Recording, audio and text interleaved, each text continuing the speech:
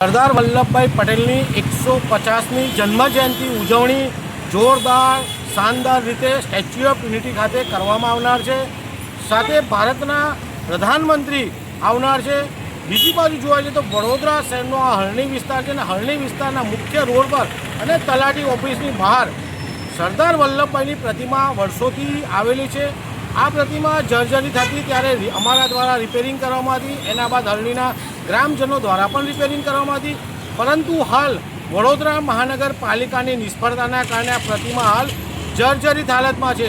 તો કલર ઉખડી ગયો છે, પોપડા ઉખડી ગયા છે। બીજી બાજુ જ્યારે પ્રધાનમંત્રી આવી રહ્યા છે ત્યારે વડોદરાના રોડ રસ્તાને સુંદર આયોજન કરવામાં આવ્યું છે, જેમણે દેશની આઝાદીમાં 150 રજવાડાઓને ભેગા કર્યા, દેશની આઝાદીમાં સિંહ પાળો ભાગ આપ્યો। ત્યારે આવા સરદાર વલ્લભભાઈની આ પ્રતિમા જોઈને આપની પણ લાગણી દુભાશે, અમારી પણ લાગણી દુભાશે। ત્યારે વડોદરા શહેરના સત્તાધીશો, વડોદરા મહાનગરપાલિકાના અધિકારીઓને વિનંતી છે કે આ પ્રતિમા વહેલામાં વહેલી નવીન કરવામાં આવે, સારી બનાવવામાં આવે। સાથે આ પ્રતિમાની આજુબાજુમાં ગંદકીના ઢગલા છે એ પણ દૂર કરવામાં આવે।